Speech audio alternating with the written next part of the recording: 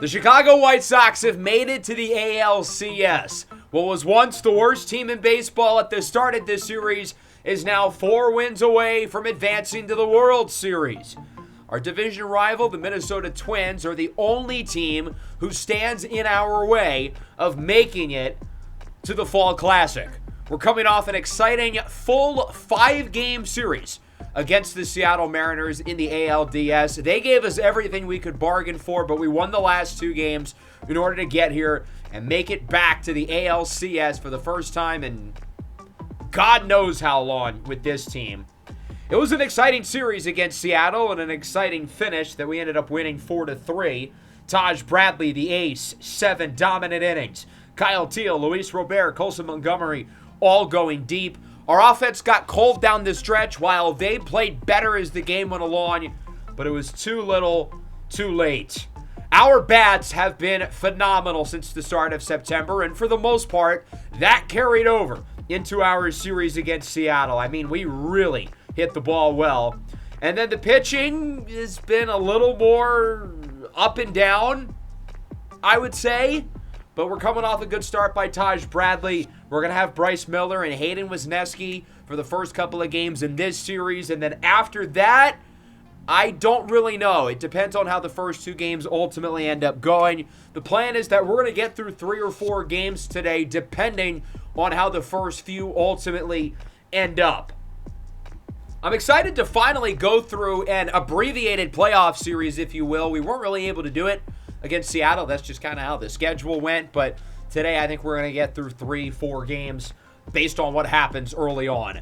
Let's look at this Minnesota team who won 83 games this year. 9-game difference between us and them in the standings, but it was a lot closer than that for most of the year. And the matchups with the Twins were very competitive.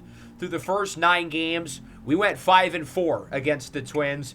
And then we met them in September, which is obviously when we were at our best. And we ended up sweeping them. So we went 8-4 in total through the 12 games against Minnesota. But it's a new series. The regular season games don't matter, especially in baseball. It's a matter of who's hot at the right time. And obviously we have been red hot for the last month or so. But Minnesota's playing some good ball themselves. They just knocked off the 98-win Rangers, who were the clear favorites out of the American League, given that they've made the World Series 3 separate times in this series. Minnesota mashed the cover off the ball. They scored 30 runs across those 4 games. Of course, they also beat the Athletics in a 3-game wild card series on the road as well. They've got an intriguing mix of young guys. Emmanuel Rodriguez, who's hitting .500. Kalen Culpepper, David Santos. But they've also got a lot of vets. Carlos Correa, 34 years old. He has more postseason experience than just about any active player currently in Major League Baseball. He's played in a lot of postseason games. James Wood has not, but there has not been an adjustment period for him. He's playing really well. And they've got other good players here, including the former White Sox Andrew Vaughn, who of course has become an all-star since leaving us. Their pitching rotation is top-heavy with Logan Webb, Bailey Ober, and Zebby Matthews. They haven't had to really use their back-end guys, but given that this is a 7-game series rather than 3 games or 5 games, they're going to have to use some more of their questionable starters, if you will, as will we. We did start Drew Thorpe in Game 4 against Seattle. We did not see Noah Schultz, but I imagine both of them will probably pitch in this series against the Twins. We're going to keep the 26-man roster exactly the same. I don't really see a reason to change it. So we're going to roll with this group as we start with Game 1 against Minnesota. Again, the plan is that we're going to get through really the first half of the series today, 3 or 4 games, depending on what ultimately ends up happening. We'll play Game 1 in full. The ALCS back in Chicago. It's a rainy one here in the South Side. I'm curious to see if the weather ends up having any implications for this game as the White Sox and the Twins battle it out, the first to 4 in a best of 7 to represent the American League in the World Series and win the AL pennant. The White Sox looking to get back to the World Series for the first time since 2005. For the Twins, it's been even longer. They don't really know much about winning after the month of September. Really, neither of these teams do. But they've been able to so far, knocking out the AFC West. We beat Seattle, they beat the Athletics, and most surprisingly, the Texas Rangers as we take a look at both lineups, 1-9. Regular group for the White Sox. This seems to be the 9 we're rolling with here throughout the playoffs as we take a look at Bryce Miller. Pitched in Game 2 against the Mariners, a game we ended up losing. Allowed 4 runs in 5 innings. Did not look his best against his former team, as with one away, Carlos Correa goes down on the sweeper. Correa played really well in the games towards the end of the year that we played against Minnesota. He seems to have our number, but not that time. James Wood acquired this year at the trade deadline from the Nationals. His first ever postseason run as he sends this one into right center. Luis Robert is under it. He will make the play. Good start for B. Millie as he retires the side in order. 1, 2, 3. We'll go to the bottom of the first and we will take a look at Logan Gilbert, the ace for Minnesota. They've used him a lot so far in the postseason, and for good reason. In 3 starts, he's pitched 19 innings, 2.37 ERA. I believe the Twins have won all 3 postseason games he's pitched in, as he strikes out Corey Julks to open this one up. Luis Robert was excellent in our 2 elimination games against the Mariners, homering 3 times, and he might have just done it again. Lined into left, at the wall, it's gone! La Pantera! Another one! His 5th home run of the postseason, his 4th over the last 3 games. He's making himself some money here in October. When I'm looking for a superstar, I'm looking for a guy who elevates in the big moments. And Luis Robert, in our playoff games, specifically the elimination games, he's been unbelievable. It's funny because in the games that I had played with him throughout the year, I felt like I wasn't really hitting with him well. Well, clearly we're saving the big hits for the big games as Caro rips it into right center, off the wall. Caro waltzes into second. He's in with a 2-out double. Caro hit 3 homers in the first 2 games against Seattle. Was solid, but quieter after that. Overall, a really good ALDS from him, though. That'll bring up Cam Smith here with a full count, 2 away. And Smith swings and misses at the splitter. White Sox on the board early. Luis Robert. He's homered 5 times in just over 5 postseason games. And again, that's 4 in his last, 10 at-bats. He's nuts. In the second, Matt Wallner lines it into left. First base runner of the game for Minnesota. So unlike Taj Bradley, who was perfect through 5 innings of Game 5 against Seattle, Minnesota's going to try to start stacking some guys aboard. Andrew Vaughn, the former White Sox, goes down on the fastball. Good punch out for Miller, his 2nd of the game. That'll bring us to the catcher, Ryan Jeffers. Signed a big extension a couple years ago, has been disappointing, but he singles into center. 2 on, 2 away. What an opportunity now for Minnesota to look to get themselves back into the game. Again, they scored 30 runs in the 4 games against the Rangers. Like us, their offense is playing some outstanding baseball. The young center fielder, Emmanuel Rodriguez, that one gets away from Teal. Both runners advance. Now there's 2 guys in scoring position, and a base hit probably brings home both runs. Big opportunity for Erod, hitting 500 so far as that one goes up the middle. Diving play, Montgomery to first. Not in time! Rodriguez is safe. The first run scores, and we are tied at 1. It's an infield single for Emmanuel Rodriguez. Kalen Culpepper, the former first-rounder at third base. Down the line and fair! Twins take the lead. It's 2-1. Julks plays it. Everybody's moving. An RBI double for Kalen Culpepper. Minnesota ahead here in the top of the 2nd, looking for more. Santos, grounder to short. Montgomery makes the play. Throw to first is barely in time. That was close. He was lollygagging to get that ball. Twins get a pair. Emmanuel Rodriguez and Kalen Culpepper make it 2-1. Shane Schmidt looking to respond. He struggled against Seattle. Hits it to the wall, and it's caught. I thought that had a chance. We need a couple big hits from Schmidt. The lights have looked a little too bright so far for the 18-year-old. As Ketel Marte sends this one into the gap. That'll go for a hit. Unlike Schmidt, Marte's played a lot of postseason baseball. Probably more than any position player currently on the White Sox, most notably leading the Diamondbacks to a World Series appearance in 2023. Colson Montgomery with a rocket! That one into right. It is out of here, and Chicago is back ahead. Minnesota gets 2 in the top half. We get 2 in the bottom half. From a guy who was probably going to be DFA'd or traded away going into the year to now not only starting in the postseason, but thriving. What a story for Colson Montgomery. He's given us some big hits here in October so far. I'm not surprised that it's a hitter's duel, given how well these offenses have played, as Wagner draws a walk.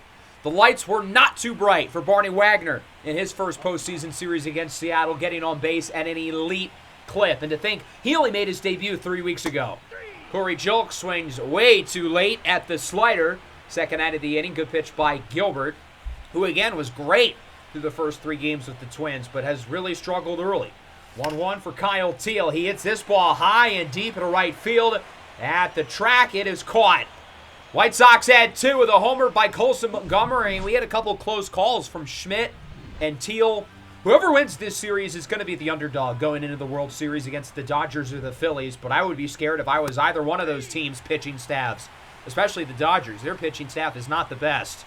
1-2-3, top of the third for Bryce Miller. Will go bottom half. Luis Robert homered back in the first. Not quite a homer that time around. Instead, he swings and misses at the low slider. 4th strikeout of the game for Logan Gilbert. That'll bring up Cam Smith now. Count is even, 3-2. Smith looked good in his first postseason series with us. Lines this one into right center. That one will roll to the gap and should go for extra bases. Smith into second with a 2-out double. The White Sox have a runner in scoring position and now a great chance to potentially add to the lead even further. Man, this team really is smacking the ball around the park so far. Shane Schmidt's up. His batting average is below 100 in the postseason as he sends it high into the air into left, and it is going to be caught for the final out of the inning. Good job there by Logan Gilbert to get out of a little mini jam, if you will, with 2 away. As it remains 3-2, we'll go into the 4th. Bryce Miller hasn't been too bad. Obviously, that second inning was rough, but otherwise he's looked pretty good. Has not allowed a base runner since the second, as Jeffers hits it high into the air into center. Robert will make the play. It remains 3-2. All of a sudden, it looks like Bryce Miller is starting to get into a little groove. I think he's retired 7 batters in a row now. Barney Wagner belts this one into left. This one's going to roll to the gap. His first extra base hit of the postseason. He's largely been a singles merchant, and that's okay. He's hitting for high average. He's drawing walks. That's exactly why we drafted him and are playing him in the postseason. Again, given that not even a month ago he was in the minor leagues. Julks with 2 away, sends it into right. It is going to be caught, and Gilbert gets out of the inning once again. Both pitchers settling down, remains 3-2 as we move into the 5th. With how well Bryce Miller's pitched over the last few innings, I think he's got a couple more in him. After that second inning started to go off the rails, I was worried we weren't going to get much out of him. Emmanuel Rodriguez does get another base hit, though. The former AL Rookie of the Year back in Season 2. Has not quite replicated the success of his rookie season, but is still a good player and, of course, has been awesome for Minnesota in the postseason as Kalen Culpepper goes down on the splitter. His story is kind of similar to Edgar Quero, who also obviously won the Rookie of the Year and statistically has been good, like Rodriguez, but not quite the same since his historic start. 2-2. Carlos Correa goes down looking. It's been a quiet one for Correa. Miller through 5 as it remains 3-2. The Twins are going to make a pitching change. Logan Gilbert's pitched a lot over the last few weeks, so they went into this game kind of with a pitch count for him. He'll be replaced by Griffin Jack, 6.75 ERA this year. Luis Robert is up, the 1-2. I don't know why he swung at that. I think part of the reason why Luis Robert's been so good in the postseason is he's taken some really good at-bats, but that was not one of them. Edgar Quero with 2 away, hits it high into the air into right. That one will be caught by Matt Wallner. It remains 3-2. This was a hitting duel early, but no one has scored since the second inning, and all of a sudden, these offenses have gone dry. James Wood leads off the 6th. Miller still in the game as this one is hit high into the air. Looks like it'll go into foul territory.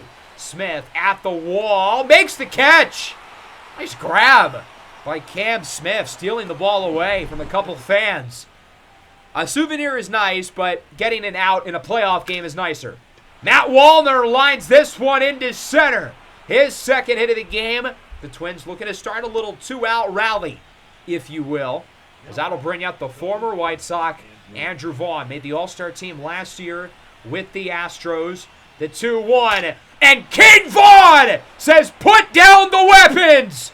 That one is gone into right center. And the Twins take the lead 4-3. All it takes is one swing of the bat to completely flip the game on its head. Second home run of the postseason for Vaughn.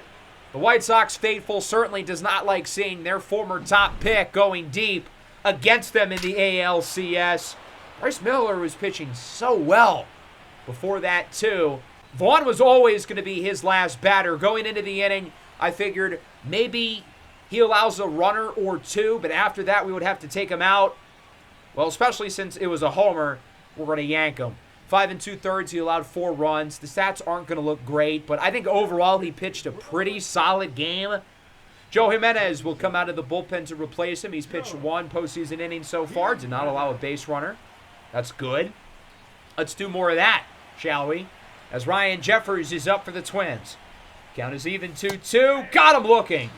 What was he waiting for? That was a slider right down the middle. Vaughn puts the Twins ahead, though, with the homer as we go bottom 6. Jack still in the game. 1-2. Schmidt swinging in the dirt. His approach just seems lost. I mean, we might have to do something about Shane Schmidt. He's not postseason ready. Ketel Marte, that one is fair into the opposite field. Marte will make it over to second. James Wood has trouble retrieving the ball.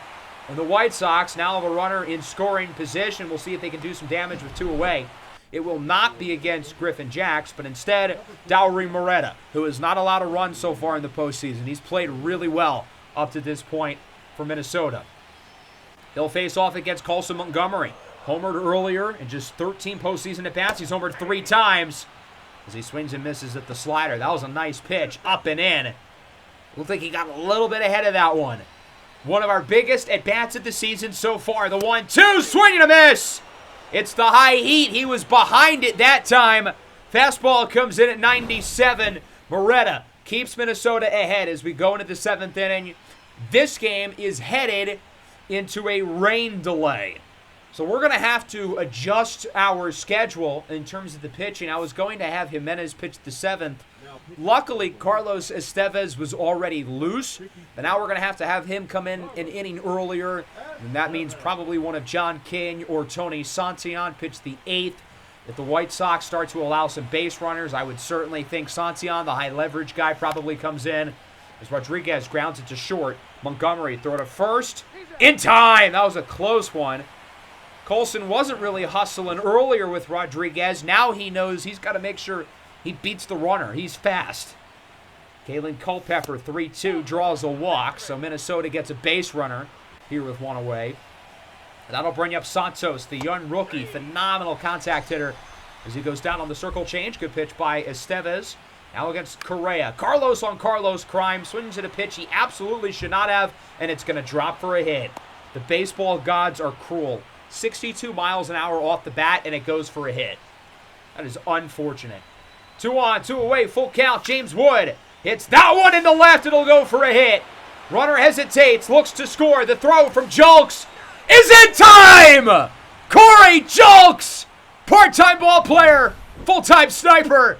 In real time, I thought he was safe. It looked like Culpepper hesitated a little bit going around third, and that ends up being the difference. What a throw by Julks. I mean, it had to be perfect to get the out.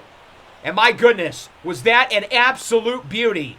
I wish we could have gotten a better angle at the plate. Again, I really thought he was safe, but hey, I'm not complaining. Every 50-50 call continuously seems to be going our way. Dennis Santana out of the bullpen for Minnesota as we go to the bottom half of the 7th. A 1-run deficit is such an easier climb compared to a 2-run deficit, but it'd be nice if we did anything in this inning. Kyle Teal goes down looking. Our offense has given us nothing since the 2nd inning. I mean, we've got to wake up at some point. John King out of the bullpen here in the 8th. The talented lefty. He's had a good season for us, but struggles with guys on base. So Tony Santillan is up and ready in the bullpen if needed. Twins got a couple lefties up. That's really why I wanted to time it to have King come in now as he strikes out Matt Wallner to get things started. Andrew Vaughn, the big homer in the last at-bat. That's the difference in this game. Chases the low slider. That one in the dirt. Very good inning for John King. We'll go bottom 8. Game remains 4-3. James MacArthur out of the bullpen here for Minnesota. 2 2/3 scoreless postseason innings so far for the righty. It's going to be the middle of the order. 3-4-5. Luis Robert will get us started. Let's see the superstar make another superstar play. It's a single into center. Perfect. All we need to do, especially with nobody out, is just stack some base runners. Lou Bob is going to command a whole lot of money in the offseason, and I don't know if we can afford him, but my golly, this team needs him. Edgar Caro slaps this one into the gap. That should score the speedster Robert. Around third, headed home. There will be no play at the plate. We are tied at 4. Edgar Caro comes up big with an RBI double, and we're knotted up. That's not to mention we can easily take the lead. Runner in scoring position, nobody out. Big opportunity here for Cam Smith. The count is full. Smith up the middle, base hit. Caro will round third, then turns around. Rodriguez sends it back, and he's out! Wow, Minnesota gets a big one. I think Caro was going to be safe, but I figured with no outs, why risk it? Well, we hesitated, and that backfired. Shane Schmidt was supposed to be up. We're going to bring in Brian Ramos as a pinch hitter. I don't trust Schmidt in this spot. Ramos, a base hit into right, and that's 2 runners on, 1 away. That would have scored Edgar Caro if we just held him at third to begin with. The White Sox should be winning right now. We cannot afford to make these kind of mistakes in the ALCS. We can do this in May against the Angels, but not now in October. MacArthur is going to be taken out of the game. He faced off against 4 batters. All 4 of them got hits. And then Clay Holmes will come in to replace him. Holmes was largely used as a starter this year for Minnesota. Of course, a bullpen back in the day with the Yankees. He has not pitched at all in the postseason, so it's fascinating that Minnesota throws him in the most highest leverage spot of the game so far as he walks Marte. Oh boy, the bases are loaded. The biggest bases loaded opportunity of the series so far. Not just of this series, I mean the entire franchise. Let's see if we can break the narrative. It's Colson Montgomery, 1 for 3, homered back in the second. With 1 away, we've got to watch out for the ground ball. Base hit brings home 2 probably as he looks at the slider. Oh, it was right down the middle. Why did he not swing? Now he's behind in the count, 1 2. Grounded up the middle, off of his foot. Holmes will get the 1 out at first. Cam Smith does score, and the White Sox do take the lead. It's 5-4. Holmes a little bit banged up, but his foot probably saved a run from coming in. If that had leaked into the outfield, I think the White Sox probably would have gotten 2. Ramos would have been able to score. Nonetheless, we're winning. And we've got a chance to add to it with Barney Wagner. 1 for 2, a base hit and a walk. Base hit probably brings home both runners. The 1-1, looks at that one. If you want to battle with Barney Wagner, you've got to throw strikes. He's got one of the best eyes on the team, which is so impressive, again, for a guy who's been in the big leagues for 3 or 4 weeks. That one is outside, and Wagner's ahead 3-1. He's expecting a good pitch here. He's going to be aggressive, but anything close, don't swing. We'll gladly take the walk. 3-1. Okay, that one was kind of on the edge. Wagner lets it go. Now the count is full. Now he's got to protect. 3-2 here for Barney Wagner. White Sox up by 1. An insurance run here would be huge as he lines that one foul on the third base side. Given Ezra Valenzuela's struggles over the last month as the closer, I'd feel a lot more comfortable up by 2 or certainly 3 compared to a 1-run lead. This one into right. That is going to drop. It's 6-4. We're going to send the runner back. Very good throw by Wallner. White Sox do add to the lead, though. Barney Wagner comes up big yet again. We've got a runner 90 feet away from home, another runner at first base, and another chance to add to the lead. Corey Julks has not given us anything offensively, but had that huge defensive play, throwing out Culpepper back in the 7th. Up the middle, Correa the scoop to first in time.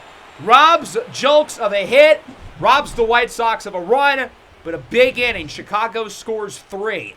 We had the bases loaded with 1 out in a tie game. We ended up driving in 2. I will gladly take that result. And now Ezra has a little bit of a lead that he can work with. He hasn't blown a save yet in the postseason, but he has allowed 3 runs in 2 innings so far. Valenzuela will start with Ryan Jeffers. 1-2, got him looking. Why did he not swing the bat? That's the second time Jeffers has done this today. You're getting hanging pitches towards the middle of the zone with 2 strikes. I mean, for Christ's sakes, dude, swing the bat. Rodriguez 2-2, swing and a miss! Overpowers him. That's Ezra's signature. The up and in cutter versus lefties. That pitch is high and it is unhittable. The game comes down to Culpepper, the 1-1 into left. Julks chases after it. He's under it. He will make the play, and that will do it. A 3-run, 8th inning leads the come-from-behind victory for the White Sox, 6-4 against Minnesota. Chicago takes Game 1, and we are 3 wins away from advancing to the World Series. This game certainly was not perfect, though. The offense started off strong. Luis Robert homered in the first. Colson Montgomery, 2-run shot in the second. And then we went extinct up until the 8th inning. But when we needed to get going, we did. Lubob the early hit. Caro brings home the run. And then the flood works start to come in. Colson Montgomery drives in a run. Barney Wagner brings home one as well. Minnesota had the big second inning and the homer by Vaughn, but otherwise they didn't get enough from their offense. I will say their bullpen, other than that 8th inning, did a really good job. Our offense had a very similar game to Game 5 against Seattle. We started hot, then got cold. But unlike the game against Seattle, we were trailing at the end. We needed to get the comeback, and we do. Bryce Miller, I thought, was pretty solid. He certainly wasn't perfect, and that 2-run homer in the 6th by Vaughn really hurt. But he didn't pitch a bad game, per se. He was very solid, in my opinion. That brings us into Game 2, and we're going to make a switch in the lineup. Shane Schmidt's just not ready, and that's okay. He's 18 years old. He's a young guy. He was a high schooler like a year ago or something. So we're going to kind of rotate who takes his spot. We're going to have Oswaldo Escobedo get the start in Game 2, but that could be Ramos. That could be Braden Montgomery. That could be Romeo Sanabria. And, of course, Shane Schmidt's still going to play, especially as a pinch hitter. He's just not going to start probably for the rest of the postseason, or at least certainly not for now. The White Sox offense started off awfully impressive in Game 2. Luis Robert has done it again. His 4th straight game with a homer. He drives in a pair, and we've loaded the bases after him. A huge spot for Oswaldo Escobedo, his first career postseason start. I think he only has 2 playoff at-bats, and obviously does not have a great track record with runners on base. And now he's got a chance to blow the doors off of this one. And the first pitch of the at-bat, he swings at a ball and grounds out to first. Sounds about right. On one hand, we scored 2. We're off to a good start. Luis Robert is a goddamn animal. 5 home runs over the last 4 games. But we could have taken a big early lead in this one. We're going to travel now a little bit later into the top of the 7th. Corey Julks solo homer makes it 3-0. Hayden Wisniewski throws 6 scoreless. He was awesome. The second he comes out of the game, the pitching implodes. Andrew Vaughn, another 2-run homer, this time off of Estevez, who lets up another base runner. Ryan Jeffers reaches, and Kalen Culpepper is up. This bullpen, which was rock solid for 4 months, has become largely unserious. Of course, injuries and waivers and all that have certainly not helped, as Kalen Culpepper goes down on the curveball. Good pitch there by Estevez, who we're going to keep in the game. He is our second best reliever after all. Up the middle, nearly rips his head off, is Santos. That'll go for a single, and there's 2 on, 2 away. We cannot justify keeping Estevez in the game. He led up both of the runs, including the homer to Vaughn. He's allowed 2 more base runners. Tonight just is not his night, and as good as Estevez has been this year, he's had some games, especially down the stretch, where he just looks off. And, well, it looks like he's had an off night on the wrong night. Tony Santillan, Mr. High Leverage, will come into the game. 2.1 scoreless postseason innings so far. The Twins had the tying run at second, the potential go-ahead run at first. They've got a chance to potentially take the lead in a game that we've had control of, with Hayden Wisniewski pitching his balls off. Correa, the 1-1, swinging a miss on the inside fastball. Correa has not given Minnesota anything so far in this series against Chicago, as he's now down in the count, 1-2. Santian goes right back to the high inside fastball. Doesn't work. He mislocates it a little bit too far in. We're not trying to hit him here. 2-2. That one is low. Good take by Correa. Count is full. The runners will go. He doesn't want to give Correa anything too good, but he also doesn't want to walk him. Fouls off the fastball. That was a really good pitch right on the edge of the strike zone. Would it have been called a ball? Maybe. 50-50 chance. 3-2. Liner to first. Caro makes the play. And the White Sox hold on to the lead. That inning could have ended a lot worse. I don't love that the lead goes from 3-1, but that could have gone a whole lot worse. We're still winning. But much like the last game, the offense has got to wake up. 3 runs in the first 2 innings, nothing after that. There we go. Edgar Caro, RBI single. It's 4-2. Now we have a little insurance. John King against Emmanuel Rodriguez. Swing and a miss. A quick 3-pitch strikeout as King wins between the battle of the lefties. That's going to bring up Matt Wallner, another lefty. Good decision by the CPU to bring King in clearly. As this one is hit in the left, that goes for a single. As I mentioned earlier, John King is not good in high leverage spots, and oh boy, all of a sudden, this just became high leverage. Tyne runs at first base with 2 away. We're going to stick it out with him against Andrew Vaughn, who's homered in both games. Grounds it to short. Montgomery, the throw to first, is in time. The Twins have left 4 runners over the last 2 innings. We ended up dominating in the bottom of the 8th. Waldo, Wagner, Julks, Teal all bring home runs. I kind of figured Ezra was going to need to get another save in the 9th, but no, we were up by 7. The offense explodes to finish as the White Sox lead the ALCS 2-0. We take both games in our building, and now we have a chance to potentially win this series in Minnesota. That's certainly the goal. I don't want to come back here until Game 3 of the World Series against either the Phillies or the Dodgers. 9-3. The score really doesn't tell you how this game went. It was close until the bottom of the 8th inning where the offense just caught fire. Julks with a big game, 3 for 5. 3 extra base hits, drove in plenty of runs. Lou Bob was great again. He is in the midst of a historic postseason. Not only has he been our best player, but this is like teetering on 2020 Randy Arozarena type stuff. Hayden Wisniewski, 6 innings, 3 hits, 1 walk, 5 strikeouts, 0 runs. He was incredible. He's been doing this all year, and clearly the moment is not too big for him. Baseball's best offense through the month of September is picked up right where they left off. In 7 playoff games, we're hitting .302 with 17 homers. And the crazy part is the pitching has been bad. We have a team ERA of almost 5. But the offense has been so good with an OPS above 900. Yeah, we're allowing a lot of runs. The pitching has not been doing what it's supposed to do throughout the playoffs, and it has not mattered. We're 5-2 because this offense, which was largely average for most of the year, is playing some unbelievable baseball. The good news would continue as Brock Burke is just about healthy. He's off the 60-day IL. Burke had a phenomenal year for us. I think he's the second best guy in this bullpen after Ezra Valenzuela, ahead of Carlos Estevez. He's been so consistent for us since we signed him going into last year in terms of WAR. Almost 2 this year. That's going to be higher than any non-closer in baseball in that stretch.